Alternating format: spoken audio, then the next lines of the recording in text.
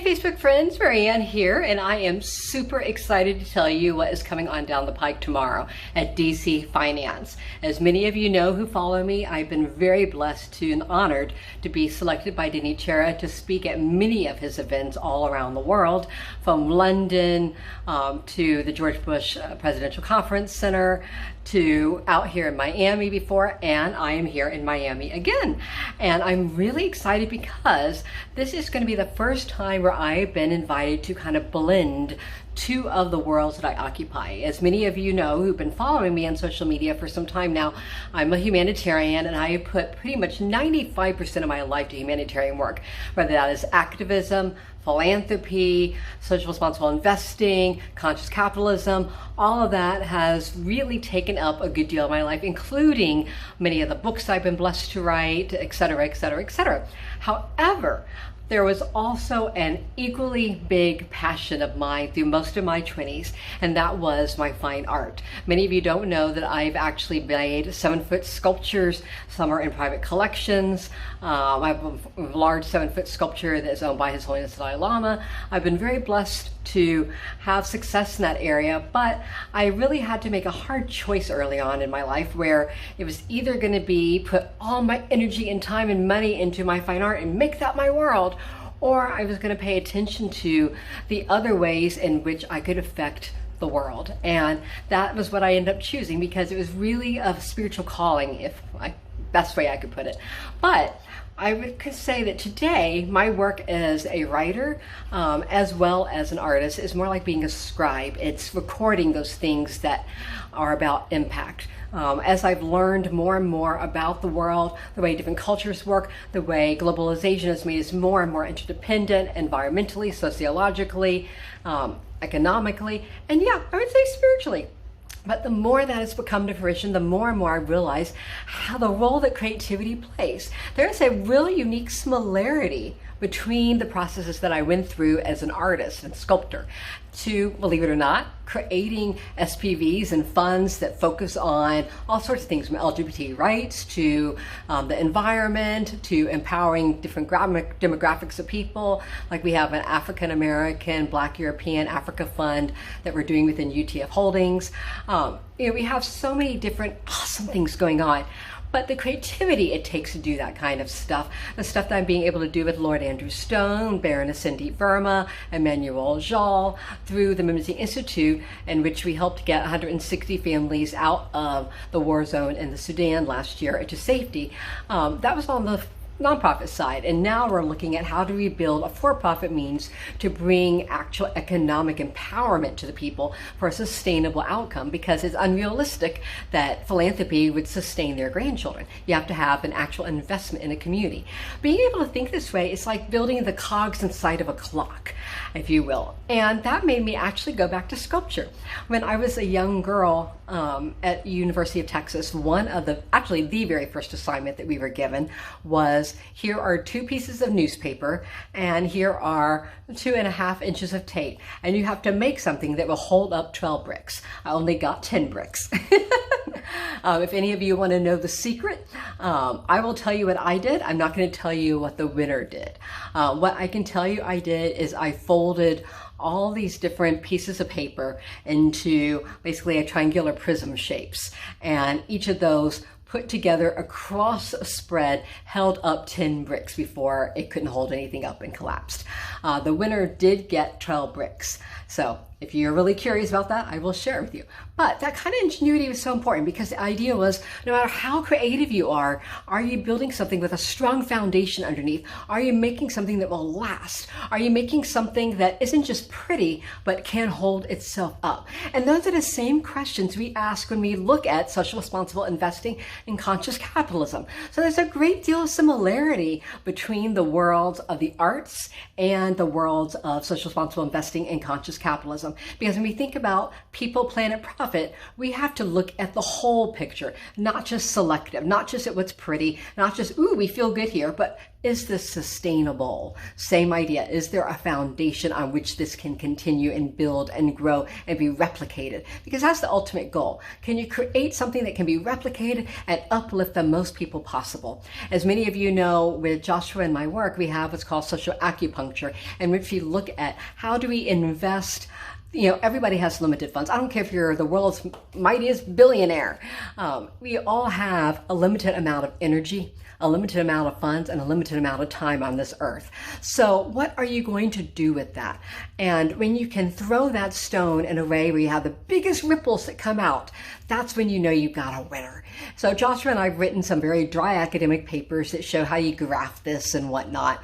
And of course, we're very excited that we're going to be working with creating the Vital Signs Monitor and Able Nations to do this with Stan Smith and Chelsea Toller and Chris Fonda, and of course on our team at the Mimsy Institute, Thomas Q. Johns, who worked with Don Edward Beck. But those are just some of the projects. The actual process of getting the business infrastructure to allow this creativity to bloom and blossom even bigger than what we dare dream is the same kinds of creative process that you do when you're sculpting. So I just want to share these thoughts with you because tomorrow I'm going to be doing something unique that I haven't ever done before, not just about bridging the arts with finance, but also going to be bringing to stage one of the people that means the most to me, and that is Kalu Kalu Ugwuomo. Kalu and I got to meet because of Nexus, and I'll give a big shout out to the people over there at Nexus, Rachel Cohen-Garrell, and everybody else over there that just did a stellar job of bringing people around the world together that cared and realized that you can't wait until you're 40 to start realizing there's a world you got to be responsible for. You have to start when you are in your 20s and start going, there is a world. You can't just go, okay, me, and then you fall in love and it's we, and then you have a kid and it's we, and then suddenly you're 45 and you go, oops, there is a world I should be responsible for. We can't sustain that mentality anymore. If you are educated and you have financial means and you can affect choices and influence around the world, you got to start thinking about the we out the gate.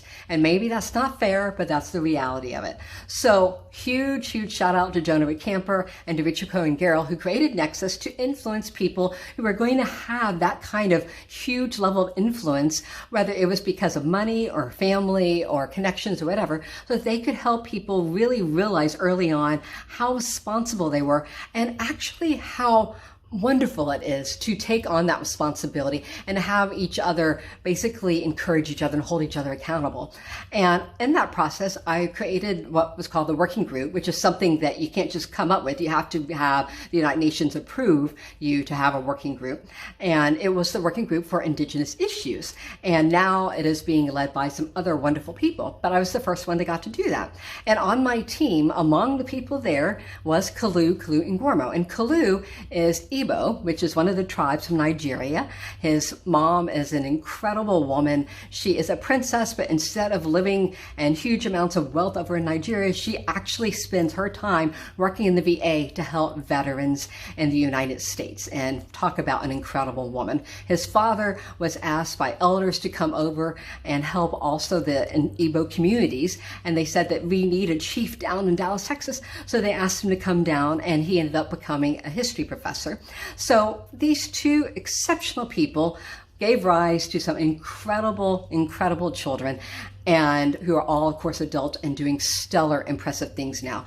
And Kalu is truly one of my spirit brothers because he's taken all of that, all of this information that he learned at Howard University, all of the information he learned from his traditional values of being an Igbo member of that tribe. And one of the key things about that tribe is that they end up taking responsibility, have an age grade system. So at different times in their lives, they take on more responsibilities for different parts of their community, and it changes over time. But that sense of community and responsibility spilled out into everything he has done.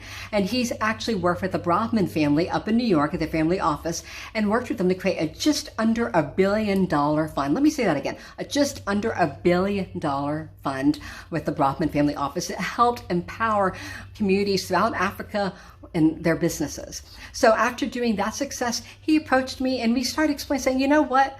We can do a lot together. We've done successful stuff through Nexus at the United Nations. He's joined the Mimsy Institute, and I can tell you that Joshua and I are so grateful for his input. He's a stellar board member. And now, getting to work with him at UTF Holdings, in which we have funds for the LGBT community. We have a fund for women. We are creating a fund for energy, technology, and the environment, all putting that together. We have our fund for African American, Black European Africa, and putting all that together. There's so many different things that are being pulled in, and it's really been so exciting for me because I feel like I have a friend of mine who is playing ping pong or tennis with me. You know, I'm able to throw out the ball and he's able to send it back, and we're going boom, boom, boom, boom, building up stuff. And that creativity that occurs when you're both equally creative and can pull something together is just remarkable, and is an exciting place for me to be.